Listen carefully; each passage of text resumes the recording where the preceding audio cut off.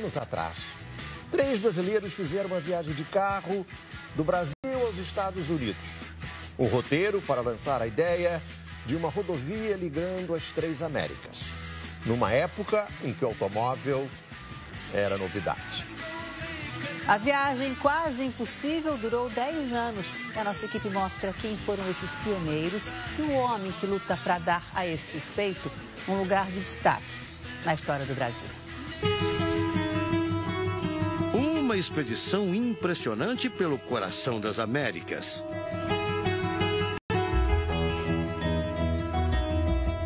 28 mil quilômetros percorridos em 15 países. 10 anos de uma viagem que tinha tudo para dar errado. Mas graças à bravura desses 3 homens, a viagem virou uma façanha histórica. Eles viveram uma aventura que não podia ter sido esquecida. Tudo começou há 89 anos. O tenente do Exército, Leônidas Borges de Oliveira, o mecânico Mário Fava e o engenheiro e oficial da aeronáutica Francisco Lopes da Cruz são os personagens dessa aventura. Leônidas e Lopes Cruz se conheceram no Rio de Janeiro e não hesitaram em aceitar quando foram convidados para ajudar a fazer o desenho da Estrada Pan-Americana, ou Carretera Pan-Americana, como se diz em espanhol. Um projeto de rodovia que pretendia integrar as 3 Américas. Para isso, eles deveriam sair do Rio e chegar a Nova York, nos Estados Unidos. Isso numa época em que a indústria automobilística ainda não estava plenamente desenvolvida. Os carros eram 2 modelos Ford, um fabricado em 1918 e outro em 1924.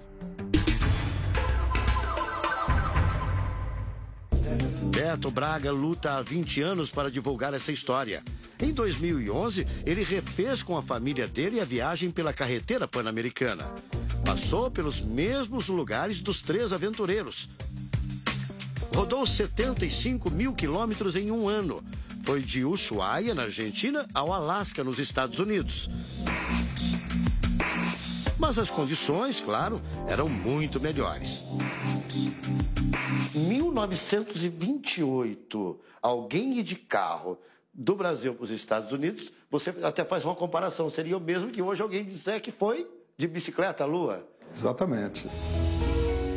Beto reuniu centenas de fotos e textos sobre a odisseia dos brasileiros. Há 100 anos atrás, tinha 260 quilômetros de rodovias no mundo. Carros, naquele tempo, eram coisa rara. Nessa mesma época, existiam 8 mil veículos automotor no mundo.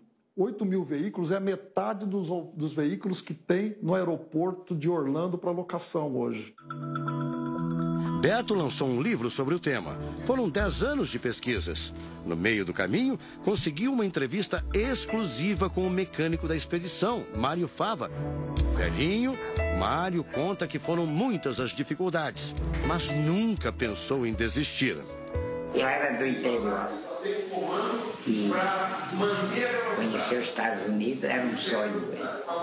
Então foi sacrifício demais. A expedição partiu do Rio com um único carro. Em Petrópolis, eles receberam os votos de boa sorte do presidente brasileiro da época, Washington Luiz. Mário Fava se juntou a Leônidas e Lopes Cruz em Pederneiras, no interior de São Paulo. Tudo graças a um jornalista da cidade que mandou uma carta a Leônidas dizendo que ali tinha um mecânico que queria ir junto com eles. Aqui naquela época, Razuki, aqui nessa praça era o que era aqui? Aqui era a Câmara Municipal. Mário Fava vem aqui nesse local e se oferece de pronto. Oliveira aceita, Lopes da Cruz aceita e Mário Fava segue viagem com eles. Em São Paulo, os aventureiros ganharam o segundo carro da expedição. Hoje em dia não dá nem para imaginar o grau de dificuldade que os aventureiros tiveram ao cruzar todo tipo de obstáculo em carros sem nenhum recurso. Vou fazer esse passeio com o Adriano Bonato e é claro que a gente não vai enfrentar nem um pouco da grande dificuldade que os aventureiros na rota da Pan-Americana, da rodovia Pan-Americana, enfrentaram, né? Bonato também é mecânico e dirige esse Jeep por todo canto. Quando o carro quebra, é um sufoco. Por isso, ele admira tanto o feito de Mário Fava, o mecânico da expedição. Corajoso, né? Era um pouquinho melhor de serviço que o senhor, Com certeza. Além de mecânico, ele era um ninja, né? Um ninja, que é pra fazer o que eles fizeram. Não é fácil, não.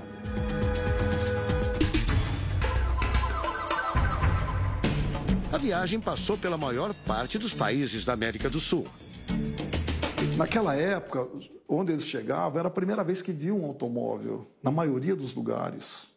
Bolívia, Cordilheira dos Andes, não se imaginava que existia automóvel. Você calcular a grandiosidade do feito deles, não tinha posto de gasolina, não tinha loja de autopeças, não tinha borracharia, não tinha óleo lubrificante e não tinha o principal, não tinha estrada. Os aventureiros abriam trilhas na mata, enfrentavam rios e riachos. Mário Fava dizia que o perigo eram os mosquitos. Inúmeras vezes tiveram malária, paludismo. Nas cidades onde paravam, o comandante Leônidas juntava gente para ajudar a abrir os caminhos. Todo mundo queria a estrada, né? Todo mundo, era o auge, era o começo do automobilismo. O automóvel era muito uma coisa recente. Todo mundo sabia que tinha futuro e fazia questão de ter estrada.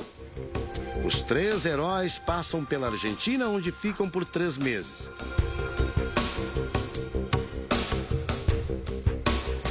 Na Bolívia, enfrentam os perigos, as altitudes e a neve da Cordilheira dos Andes. Sem combustível, Mário Fava teve que improvisar. Existia querosene, que fazia iluminação pública das cidades. Então, toda cidade tinha querosene. Toda cidade, não os povoados de cordilheira. E o combustível, eles faziam uma mescla de chicha, que é uma bebida feita com milho fermentado, uma bebida alcoólica que índio produzia. Então ele mesclava isso, a querosene, e fazia o combustível de funcionar os motores. E o Mário Fava, que era o mecânico, ele usava banha de lhama e de porco para lubrificar. Para lubrificar. Os três levam 4 meses para cruzar os Andes. Mário Fava sofre um acidente grave e quase morre. Faziam pontes improvisadas para cruzar isso. E numa dessas aí, desmoronou.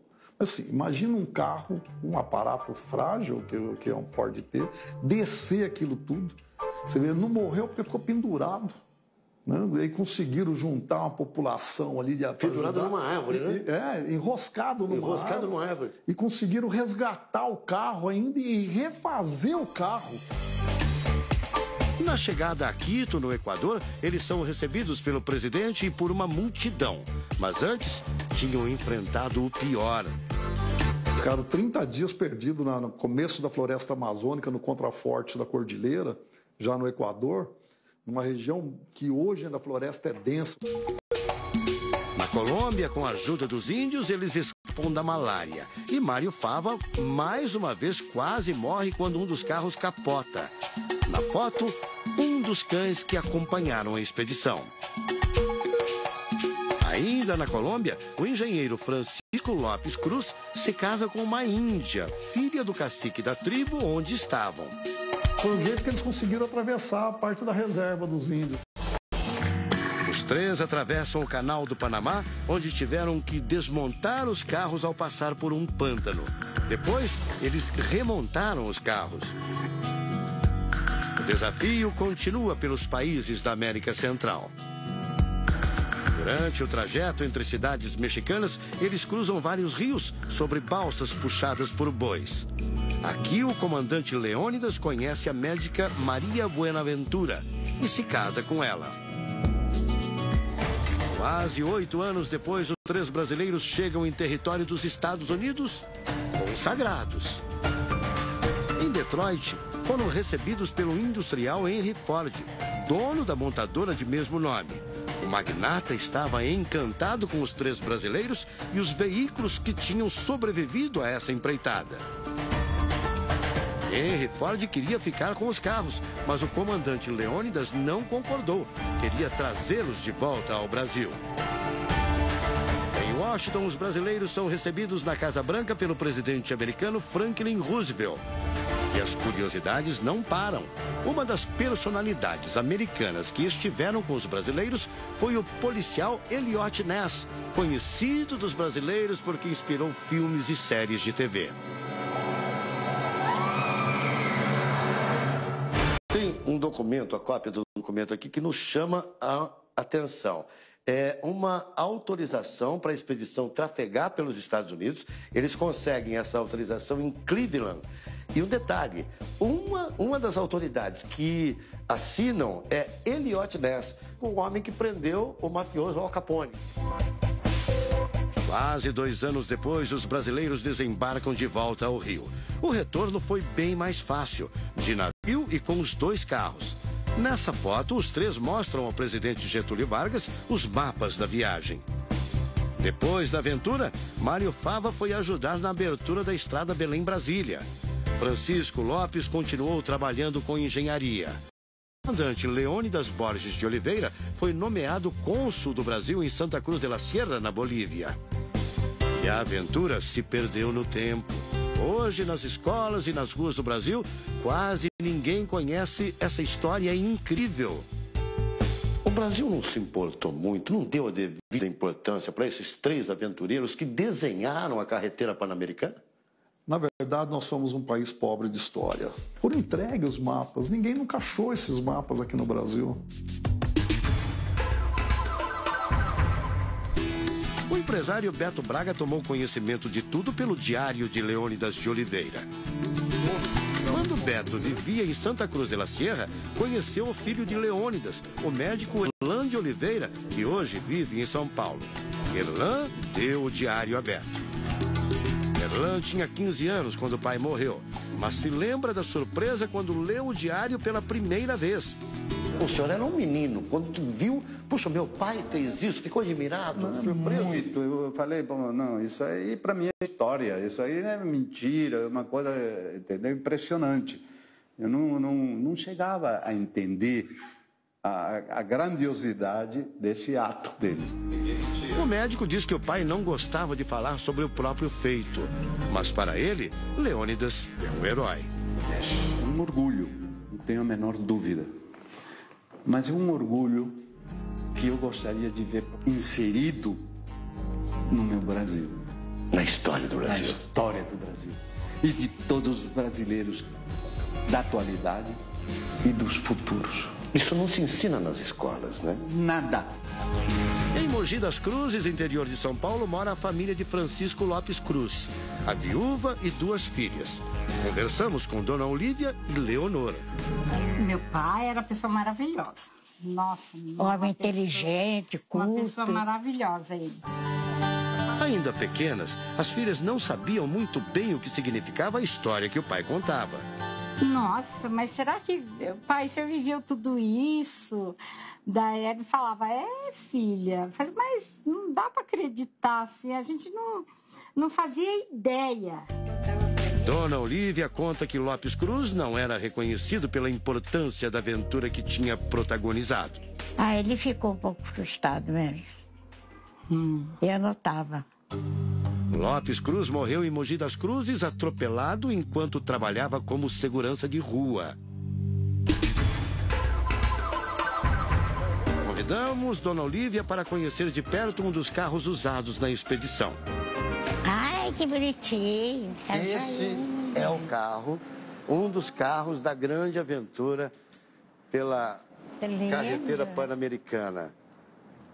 Aproveita para ver direitinho. Olha que joinha, né? Primeira vez que estou vendo. E o que a senhora está achando? Estou achando maravilhoso. O Ford T está em exposição no Museu da SP Trans em São Paulo. Outro Ford usado na expedição se deteriorou com o tempo. Dona Olívia, o seu marido contava como é que era a viagem dentro desse carro? O que ele contou para a senhora? Ele contava pouca coisa, né? Do passeio. Porque eu era muito nova, né? A gente, né? Sabe como é que eu não entendia muito essas coisas. O que você achou do carro? Eu acho emocionante demais. Eu me sinto perto do meu avô. Dona Olívia casou-se com Lopes Cruz anos depois da volta dele. Mas eu brinco com ela sobre o casamento anterior do marido, com a Índia colombiana. Tem certas coisas íntimas que eu não posso. Não pode contar? Ah, que coisa íntima que ele contou que a senhora não pode contar. Não posso. Eu nem tenho coragem de falar. Logo chega Erlão, filho de Leônidas. Ele também nunca tinha visto o carro de perto. Que loucura. É impressionante. Como um aparato frágil desse consegue fazer isso. Dimensão, né? De uma porta hoje para essa porta de um carro novo. Beto Braga também acompanhou nossa visita com o filho Caio. O rapaz conta que o modelo do carro era o mais moderno da época. A viagem foi possível por causa da simplicidade do modelo T, que com meia dúzia de chaves você conserta qualquer coisa. Quase 90 anos depois da Odisseia dos brasileiros, várias iniciativas tentam resgatar essa memória. Em Bariri, cidade natal de Mário Fava, um prédio está sendo totalmente restaurado para ser um museu em homenagem ao mecânico. O lugar vai ganhar até uma estátua em tamanho natural de Mário Fava. Do museu, iremos até o Centro Cultural que leva o nome do intrépido mecânico. Vamos nesse Ford de 1931 do seu Tito. Podemos entrar nesse carro? Se ele quebrar no caminho, o alemão garante? Vamos dar essa volta? Olha, de primeira na partida. É para entrar no clima, né? E imaginar o quanto foi difícil a aventura da carretera pan-americana. E não é que o carro logo já dá defeito? Opa, tá cortando a gasolina. Vai. Epa, parou ali, parou. Parou. Agora tem que entrar o mecânico em ação.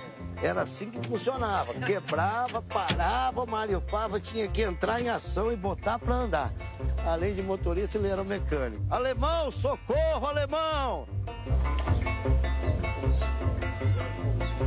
Será que vai, alemão? Agora vai. Logo chegamos ao Centro Cultural. Beto Braga mostra alguns objetos de Mário Fava, como os óculos de motorista e a máquina fotográfica, a mesma usada na expedição. Essas homenagens têm o apoio de pesquisadores e empresários de Bariri. Um deles vive no Rio de Janeiro. Aziz Chedid Neto é fascinado pela história dos três brasileiros. Para ele, o conhecimento de Mário Fava sobre mecânica salvou a expedição. A presença dele foi indispensável, porque se ele não tivesse ido, ninguém fazia mecânica. E o que fez com que chegasse lá foi o reparo mecânico nos carros, as adaptações nos carros. Mário Fava deu essa entrevista a Beto Braga já com 89 anos em 1998. 2 anos antes de morrer, ele ainda estava com ótima memória. E não quiseram desistir do caminho? Depois que estava no caminho, não volta mais. Assim pensou. Mas tivemos muita dificuldade para se alimentar. Sabe, os carros, 2 Ford, motor é 18 cavalos de força. Tinha que levar gasolina. Certa peça sobre. Chegar a fundir o motor no campo, fora, eles iam montar o motor sem casa, perto do campo, ficar um dia, 2 sem comer. Ficava 2, 3 dias sem comer. Um dos maiores mecânicos do Brasil não esperava na velhice que a aventura fosse lembrada pelos brasileiros. Pretensão de nada, viu? Não tenho pretensão. Agora, o que o senhor puder fazer, dar uma divulgação. Hoje, a Pan-Americana é uma estrada que liga o Alasca ao Ushuaia, do norte dos Estados Unidos ao sul da Argentina. Ela ainda tem trechos intransitáveis, como na época dos aventureiros. E foi a única coisa que restou do ideal de unir as 3 Américas. A expedição de 1928 foi determinante para que a estrada existisse. A Pan-Americana é a mais importante obra da engenharia do século XX. É a rodovia mais extensa do mundo. Ela tem 43 mil quilômetros. Ela une todos os países da América como uma espinha dorsal. O Brasil precisa agora redescobrir e ensinar essa história. Uma casa símbolo da corrupção no estado do Rio vai ser leiloada. O imóvel pertencia ao ex-governador Sérgio Cabral, que essa semana foi condenado a 45 anos de prisão. A mansão de frente para o mar, confiscada pela justiça, era local de reuniões dos principais envolvidos no esquema de corrupção comandado pelo ex-governador. Uma das regiões mais bonitas do Rio de Janeiro. Mansões em condomínios luxuosos à beira-mar. Uma delas é Açaí, que até pouco tempo pertencia ao ex-governador Sérgio Cabral. Agora tudo aqui vai a leilão, no estilo porteira fechada. Quer dizer, tudo que está na casa será do novo dono. Alguém que desembolse 8 milhões de reais por todo esse requinte. A mansão fica no município de Mangaratiba, a cerca de 100 quilômetros do Rio, num condomínio de alto padrão. A casa fica à beira da Baía de Mangaratiba, praticamente uma praia particular. Só a parte externa da casa tem 500 metros quadrados. Aqui fora, além de 2 piscinas, tem também uma academia, uma sauna e uma churrasqueira, além de uma área grande, arejada, propícia para receber amigos e fazer festas. Aqui era um dos locais onde Sérgio Cabral se reunia com aliados para tratar de assuntos que provavelmente o levaram para a cadeia. Um refúgio no litoral fluminense que passou a ser visto como o quartel-general da corrupção no Rio. Além da parte externa, são quase 500 metros quadrados de área construída, divididos em 2 andares. No andar térreo, uma cozinha muito bem equipada, com um fogão industrial e 3 geladeiras. E direito até a uma câmara frigorífica. Área de serviço com lavanderia completa. E ainda espaço para 6 bicicletas. Cama com almofada para o cachorro. Tem também 2 carrinhos de golfe para circular pelo condomínio. Ao todo, a área da mansão é de 1.000 metros quadrados. O lance mínimo é de 6 milhões e 400 mil. O comprador também leva toda essa mobília luxuosa de que Sérgio Cabral e Adriano Anselmo usufruíram durante anos. O comprador também levará para casa essa estante cheia de livros, muitos de línguas estrangeiras. Aqui, ó, livros em inglês, comprados provavelmente fora do país. Livros em língua francesa, muita mobília de madeira maciça, como esse banco aqui, por exemplo.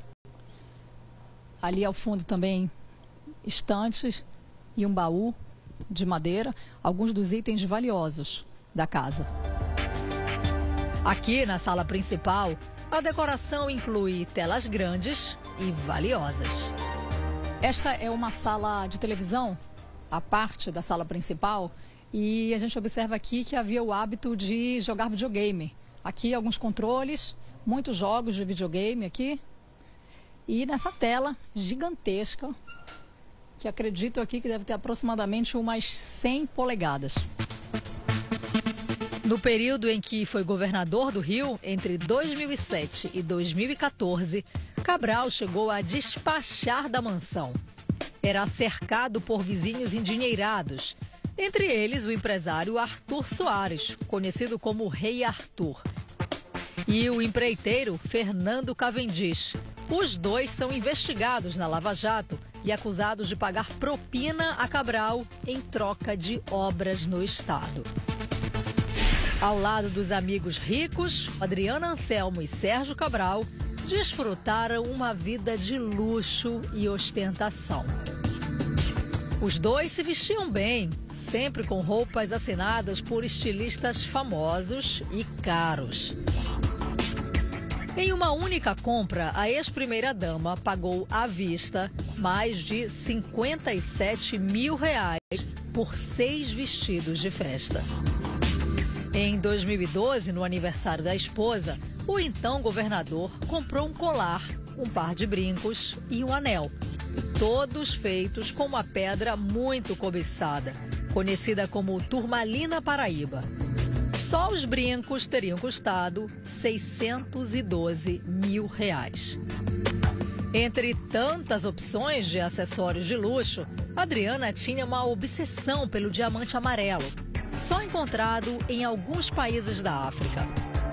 A pedra, dificilmente encontrada nas vitrines das joalherias brasileiras, estava em um par de brincos da ex-primeira-dama, avaliado em R$1.800.000. As peças não foram declaradas à Receita Federal. E nas lojas, o casal não pedia nota fiscal. Comprava em dinheiro vivo e usava nomes fictícios para não levantar suspeitas. Segundo as investigações da Polícia Federal, o dinheiro usado para manter essa rotina de ostentação sem limites vinha do pagamento de propinas pagas pelas empreiteiras que faziam obras públicas. Sérgio Cabral foi preso em novembro do ano passado durante a Operação Calicut, um desdobramento da Lava Jato que investigou o esquema de pagamento de propina por parte de grandes empreiteiras. Em troca, elas eram beneficiadas com contratos milionários. Esta semana, Sérgio Cabral foi condenado a 45 anos e 2 meses de prisão em regime fechado, por corrupção passiva, lavagem de dinheiro e por pertencer a organização criminosa. Foi a maior pena aplicada a um político brasileiro até hoje. Em junho, Cabral já tinha sido sentenciado a 14 anos por corrupção passiva e lavagem de dinheiro na Operação Lava Jato. Ele ainda responde por outros 12 processos. A ex-primeira-dama, Adriana Anselmo, foi apontada como mentora dos crimes e condenada a 18 anos e 3 meses. Hoje, ela cumpre prisão domiciliar. A vida de ostentação que o ex-governador e a mulher levavam também está em cada item de luxo da mansão de Mangaratiba. No andar de cima, a casa tem 5 suítes. Esse aqui é o quarto de um dos filhos de Sérgio Cabral. Aqui na parede, uma camisa do Barcelona autografada. Felicidades, Thiago, com afecto. Aqui é o autógrafo dos jogadores do Barcelona, entre eles o Piqué, um dos jogadores, uma das estrelas do Barcelona. E a gente observa que a casa ainda tem fotos pessoais da que devem ser retiradas antes da casa ir a leilão. Fotos como essa de uma das viagens a Paris devem voltar para a família. Cabral e a mulher gostavam de viajar, muitas vezes acompanhados por amigos, empresários e aliados políticos. Neste vídeo, Adriana comemora um aniversário no Principado de Mônaco, ao lado de Cabral e de amigos. Na época, Adriana ganhou um anel no valor de R$800 mil de Fernando Cavendish, dono da construtora Delta, uma das empresas mais beneficiadas no governo Cabral. Cavendish foi preso e delatou o esquema. Estas outras imagens mostram o executivo com ex-secretários do governo de Sérgio Cabral dançando com guardanapos na cabeça, depois de um luxuoso jantar em Paris. O ex-governador também estava em Paris e participou do encontro. A foto ficou conhecida como a Farra dos Guardanapos. No Brasil, a mansão de Mangaratiba sempre foi frequentada pelos amigos de Cabral. Era aqui também o lugar que ele escolheu para guardar algumas peças de valor. 2 dos quadros valiosos da casa são esses do artista plástico Romero Brito, aquele ali com a figura do ex-governador Sérgio Cabral e esse aqui com o rosto de Adriana Anselmo. São quadros personalizados que o ex-governador solicitou ao artista fazer especialmente para ele. A suíte principal é essa aqui onde eu estou. provavelmente a de Sérgio Cabral e Adriana Anselmo. A gente observa que ainda há alguns objetos pessoais, como esses casacos de frio, chapéus. E a suíte tem vista para o mar. Na decoração do quarto, o ex-governador não escondia o fanatismo pelo Vasco da Gama e também gostava de colecionar chinelos de hotéis do exterior. Esse aqui, por exemplo, é de um hotel em Lisboa. Esses outros aqui são de hotéis fora do país. Requinte até na intimidade do casal. O banheiro da suíte do ex-governador Sérgio Cabral tem, no mínimo, 20 metros quadrados. E olha só, aqui dentro tem até um frigobar. Para o casal era fácil chegar até a mansão. Enquanto Cabral estava no cargo, o helicóptero do governo fez cerca de 1.500 voos para Mangaratiba. A mulher, os filhos, as babás e até o cachorro de estimação da família viajavam na aeronave oficial. E o patrimônio da família Cabral deve diminuir ainda mais. Esta lancha, com 24 metros de comprimento, avaliada em 4 milhões de reais, também será leiloada. Outros bens estão na lista.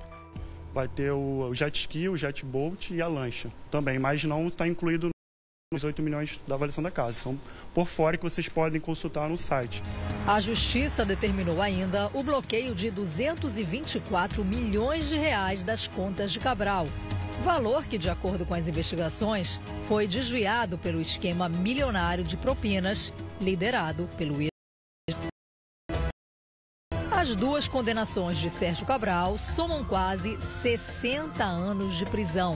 Segundo a decisão da Justiça, ele não vai poder exercer cargos públicos, pelo menos, até os 80 anos. O leilão da mansão vai acontecer no dia 3 de outubro. O dinheiro arrecadado deve voltar aos cofres públicos e ajudar a pagar multas e indenizações de processos da Operação Lava Jato.